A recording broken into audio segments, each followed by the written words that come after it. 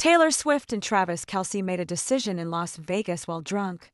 The shock they experienced when they woke up the next morning became a moment they'll never forget. January 2nd, 2026. The private jet touched down at McCarran International Airport in Las Vegas just after 9 p.m., carrying two passengers who desperately needed a break from reality.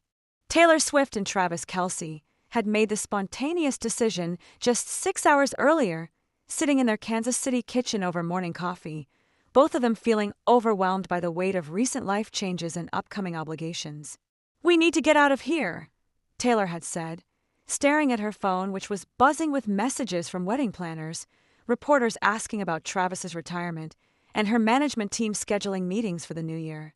"Just for like 24 hours. Somewhere nobody expects us to be responsible adults." Travis, who had been fielding his own barrage of calls about exit interviews with the Chiefs and media requests, had looked up from his own phone with a kind of mischievous grin that Taylor had fallen in love with. "You know what sounds good right now?" "What?" "Vegas. Tonight. Just us, no schedule, no obligations, no thinking about anything serious." 3 hours later, they were on a plane.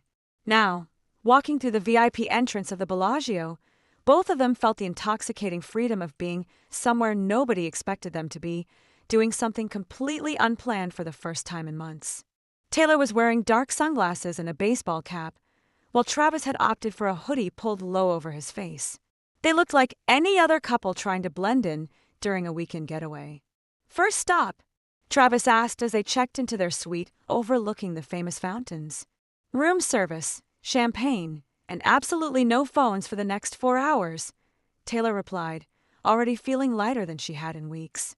Their suite was ridiculous in the way that only Vegas hotel suites could be: floor-to-ceiling windows, marble everything, and a bar stocked with bottles that cost more than most people's monthly salary. As they settled onto the oversized couch with a bottle of Dom Perignon and an assortment of appetizers they'd ordered from the restaurant downstairs, both of them felt the stress of the past few weeks beginning to melt away. The fountain show outside their window provided a mesmerizing backdrop as they talked and laughed and drank champagne like they were college kids on spring break, instead of two adults with mortgages and retirement accounts and wedding vendors to coordinate with. "You know what's funny?" Taylor said, curling up against Travis's side as they watched the fountains dance to some orchestral piece they couldn't identify. The champagne was making her philosophical and giggly in equal measure. "2 months ago, I was worried you'd never retire. Now I'm worried about everything that comes after retirement." "Like what?" Travis asked, refilling their glasses for what might have been the 4th or 5th time. He'd stopped counting after the 3rd glass. "Like the wedding planning. Like choosing between 3 different shades of ivory for the tablecloths. Like your aunt's feelings about the seating chart, and whether my dad's speech is going to be too long, and if the flowers will look right in photos." Taylor took a sip and felt the bubbles tickle her nose in a way that made her giggle. "Sometimes I just want to skip all the planning and get to the being married part." Travis was quiet for a moment, the champagne making him feel bold and romantic in a way that probably should have been a warning sign. "What if we did?" "Did what?" "Skipped all the planning. Got married. Like tonight." Taylor laughed, assuming he was being dramatic in the way people get when they're tipsy and feeling emotional. "Right now. In Vegas. While we're drinking $1,000 champagne in a hotel suite." "Why not?" Travis said, and something in his voice made Taylor realize he wasn't entirely joking. "Think about it, Tay. No stress, no guest lists, no photographers. Just us, making it official." The champagne had made everything seem possible, and the idea hit Taylor like a revelation. "Oh my God, we could actually do that, couldn't we?" "We could do whatever the hell we want," Travis replied, his eyes bright with possibility and alcohol. "We're 2 adults who love each other. We already know we want to spend our lives together." Taylor felt a thrill of excitement that had nothing to do with the champagne and everything to do with the spontaneous romance of the idea. 4 months, their wedding had felt like a production they were staging for other people. The thought of doing something completely private, completely theirs, was intoxicating. "Are you seriously suggesting we get married in Las Vegas tonight?" she asked, sitting up to look at him properly. "I'm suggesting we do something crazy and romantic and completely us," Travis said, already reaching for his phone. "Look, There's a place called Chapel of Love. They do Elvis weddings until 2 a.m. Travis Kelce, are you asking me to marry you by an Elvis impersonator? Taylor Swift, I'm asking you to marry me in whatever way makes you happy. And right now, an Elvis wedding sounds like exactly the kind of story our kids are going to love hearing. The decision, when they made it, felt less like a choice and more like something that was always going to happen. 4 months, their wedding had felt like a production they were staging for other people. Within 20 minutes, Travis had called the chapel to make arrangements. Taylor had found a 24-hour jewelry store that promised to deliver simple wedding bands to their hotel, and they were both giddy with the champagne and the insane romance of what they were about to do. I can't believe we're actually doing this, Taylor kept saying as they got ready to leave their suite, both of them changing into slightly nicer clothes. Travis in a button-down shirt and blazer he'd packed for dinner, Taylor in a black dress she'd brought for their planned night out. This is either the most romantic thing ever or completely insane. Why can't it be both? Travis asked, adjusting his tie in the mirror and looking happier than Taylor had seen him in weeks. 4 months, their wedding had felt like a production they were staging for other people. The jewelry store delivery arrived just as they were about to leave. Simple gold bands that weren't what either of them would have chosen under normal circumstances, but felt perfect for their spontaneous Vegas adventure. Travis slipped Taylor's ring into his pocket, and she did the same with his, both of them grinning like teenagers about to sneak out of the house. The taxi ride down the strip felt like something out of a movie, neon lights streaming past the windows, both of them holding hands and occasionally breaking into laughter about the sheer insanity of what they were doing. The driver, who had probably seen everything Vegas had to offer, didn't even blink when Travis told him they were getting married. Chapel of Love, the driver asked. You picked a good one. Elvis there does a great show. Elvis? Taylor asked, suddenly realizing they were about to be married by someone in a white jumpsuit and sunglasses. Best Elvis in Vegas, the driver assured them. You're gonna love Jerry. The Chapel of Love was exactly what Taylor had expected, and nothing like she'd imagined at the same time. The building itself was classic Vegas kitsch, neon signs, plastic flowers, and enough rhinestones to blind a small aircraft. But walking through the doors with Travis, both of them slightly drunk and completely in love, it felt magical in a way that surprised her. Jerry the Elvis impersonator was waiting for them in the lobby, wearing a white jumpsuit covered in rhinestones, and the kind of confidence that came from performing Elvis for tourists several times a night. He was older than Taylor had expected, with kind eyes behind his sunglasses and a surprisingly authentic Southern drawl. Well, Jerry said, his voice a perfect approximation of the King's. Look what we have here. 2 young people ready to say I do Vegas style. That's us, Travis said, his arm around Taylor's waist, both of them still riding the wave of champagne and adrenaline that had carried them this far. You got it, baby, Jerry replied with a grin. Let me just get everything set up, and we'll have you married faster than you can say, love me tender. As Jerry bustled around the small chapel, adjusting plastic flowers and testing his sound system, Taylor and Travis stood in the doorway, both of them taking in their surroundings. The chapel was small and intimate, with pews that could seat maybe 20 people, an altar decorated with fake roses, and Elvis memorabilia covering every available wall space. This is really happening, Taylor said, looking around at the plastic flowers and neon-lit altar where they were about to exchange vows. Having second thoughts? Travis asked, studying her face in the colorful glow of the chapel's lighting. No, Taylor said quickly, then paused. Maybe. I don't know. It's just. She gestured around them, trying to put her feelings into words. Is this how we want our wedding story to start? In a Vegas chapel at midnight with an Elvis impersonator? For the first time all evening, Travis felt a moment of clarity cut through the champagne haze. Looking at Taylor in the artificial light of the chapel, surrounded by plastic flowers and rhinestone decorations, he suddenly saw their situation from a different perspective. What kind of story do you want? He asked gently. Taylor was quiet for a moment, and in that silence, the reality of what they were about to do began to sink in. I want our families there, she said finally. I want my mom to cry when she sees me in my wedding dress. I want your mom to hug me and tell me she's happy I'm joining the family. I want our friends celebrating with us. As she spoke, Travis felt his own certainty about their spontaneous plan beginning to waver. The alcohol was wearing off, and the romance of the moment was being replaced by the realization that they were about to do something they couldn't undo. "I want it to be ours," Taylor continued, her voice growing stronger. "But I also wanted to include the people who've supported us from the beginning. I wanted to feel like the start of our life together, not like something we did on a whim because we were stressed about wedding planning." Jerry appeared in the doorway of the chapel, holding a small bouquet of plastic roses and looking ready to begin. "You folks ready to make it official? I've got Can't Help Falling in Love queued up, and the lighting's perfect for photos." Taylor and Travis looked at each other, and in that moment, they both realized they were about to make a decision that would affect not just them, but everyone they loved. "Jerry," Taylor said gently, "I think we might need a minute."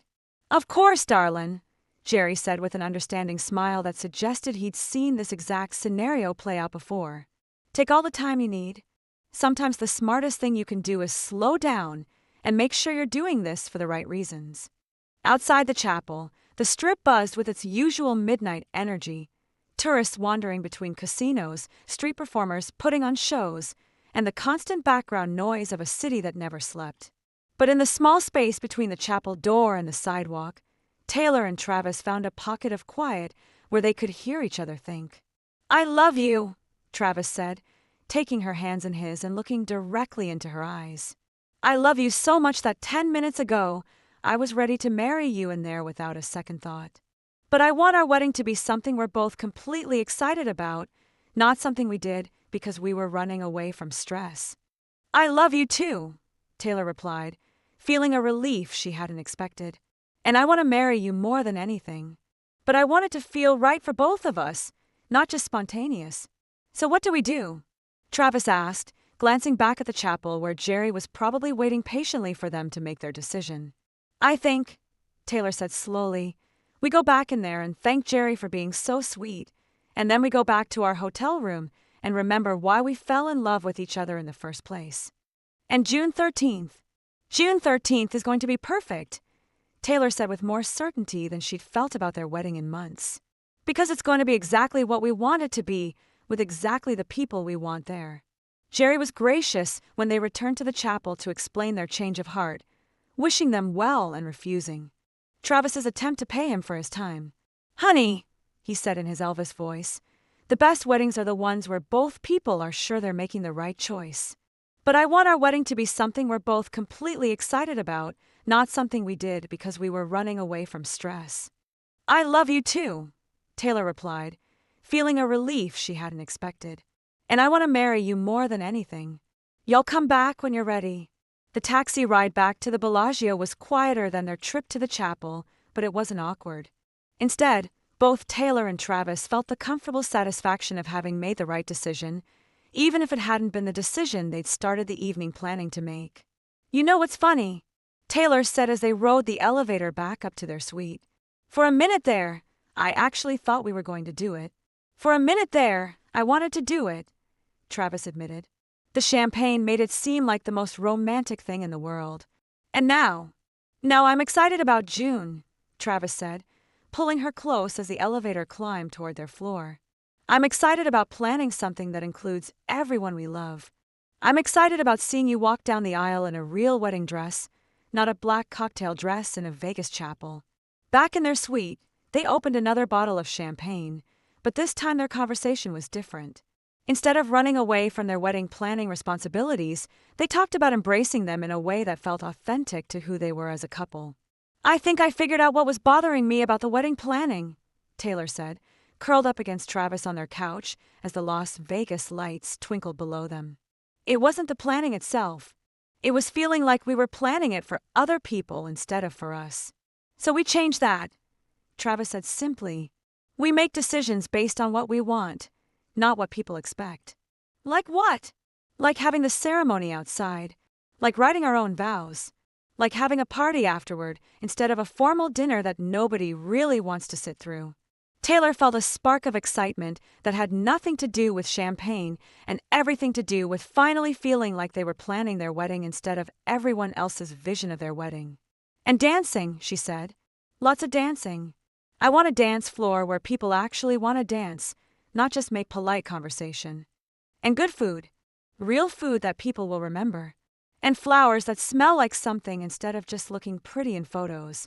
They talked until nearly 3 a.m., not about logistics or vendor contracts, but about what their wedding day would feel like, what memories they wanted to create, what story they wanted their marriage to begin with. By the time they finally fell asleep, both of them felt more excited about June 13th than they had since they'd gotten engaged. The next morning, they woke up with mild hangovers and a story they knew they'd be telling for the rest of their lives. Over room service breakfast, they laughed about how close they'd come to completely changing their wedding plans, and how glad they were that they'd had the clarity to choose their real wedding over their impulse wedding. "Do we tell anyone about this?" Taylor asked, sipping orange juice and still wearing Travis's t-shirt from the night before. "Are you kidding?" Travis replied, grinning at her across their room service table. "This is definitely going in our wedding speech. Our kids need to know their parents are capable of being completely crazy and completely sensible at the same time. Plus, Jerry was sweet. I'm glad we met him, even if we didn't get married by him." "Maybe we should send him an invitation to the real wedding," Travis suggested. "I bet he'd love to see how it all turned out." As they prepared to fly back to Kansas City, both Taylor and Travis felt a sense of completion about their spontaneous Las Vegas adventure. They hadn't gotten married, but they'd gotten something even more valuable: clarity about what their marriage meant to them and what they wanted their wedding to represent. The flight home was quiet and comfortable, both of them processing the events of the previous evening and feeling more connected to each other and to their upcoming wedding than they had in weeks. What had started as an escape from wedding planning stress had turned into a recommitment to the wedding they actually wanted to have. "You know what the best part of last night was?" Taylor asked as their plane began its descent into Kansas City. "Almost getting married by Elvis," Travis suggested with a grin. "Almost getting married by Elvis, and then choosing not to," Taylor corrected. "Choosing our real wedding instead. I love that we're the kind of couple who would consider getting married in Vegas at midnight, but also the kind of couple who would have the sense to step back and choose what we really wanted." "It was like a test," Taylor said. "A test of whether we're getting married because it's what we're supposed to do, or because it's what we want to do. And we definitely want to do it. I'm glad we met him, even if we didn't get married by him." "Maybe we should send him an invitation to the real wedding," Travis suggested. "I bet he'd love to see how it all turned out." As they prepared to fly back to Kansas City, both Taylor and Travis felt a sense of completion about their spontaneous Las Vegas adventure. They hadn't gotten married, but they'd gotten something even more valuable: clarity about what their marriage meant to them and what they wanted their wedding to represent. The flight home was quiet and comfortable, both of them processing the events of the previous evening and feeling more connected to each other and to their upcoming wedding than they had in weeks. Just not in a Vegas chapel with plastic flowers. As they drove home from the airport, Kansas City looked different to both of them. Not like a place they were stuck while they figured out their post-football life, but like home, like the place where they were building their future together. Their house, when they pulled into the driveway, looked like exactly the right place to wake up merry the morning after their June 13th wedding. Inside, surrounded by the familiar comfort of their own space, they spent the rest of the day talking about wedding plans with a new kind of enthusiasm. Not the frantic energy of people trying to manage everyone else's expectations, but the calm excitement of two people who knew exactly what they wanted and were ready to create it together. "So no more Vegas chapel fantasies?" Travis asked as they made dinner together, both of them back in comfortable clothes and feeling more like themselves than they had in weeks. "No more Vegas chapel fantasies," Taylor confirmed. "But no regrets about the adventure either." "None at all. None at all. Sometimes you have to almost do the wrong thing to figure out what the right thing is. And the right thing is June 13th, with our families, in the wedding we actually want to have." "The right thing," Taylor said, standing on her tiptoes to kiss him, "is marrying you. Everything else is just details." That night, as they fell asleep in their own bed, both of them felt the deep satisfaction of having made a choice that aligned perfectly with their values and their love for each other. They'd come close to doing something completely impulsive, and in stepping back from that impulse, they discovered what they really wanted. The shock of waking up in Vegas and realizing how close they'd come to getting married by an Elvis impersonator would become one of their favorite stories to tell, the night they almost changed everything, but chose each other instead. And every time they told it, they'd remember the moment they realized that the best decisions aren't always the most spontaneous ones, but the ones that honor what matters most to you. In 5 months, when they exchanged vows on June 13th in front of their family and friends, they'd think about that night in Vegas and smile, knowing that their real wedding was exactly what it should be, a celebration of a love that was strong enough to choose wisely, even when choosing wildly seemed like more fun. What do you think about Taylor and Travis's spontaneous Vegas trip and their decision not to elope? Have you ever made an impulsive decision while traveling that you later reconsidered? Share your thoughts in the comments, because sometimes the most romantic thing you can do is choose the future you really want over the future that seems exciting in the moment. And if this story reminded you that the best relationships are built on making thoughtful choices together, make sure to hit that like button and subscribe for more stories about love, spontaneous adventures, and figuring out what really matters. Because sometimes the most important decision isn't what you choose to do, but what you choose not to do.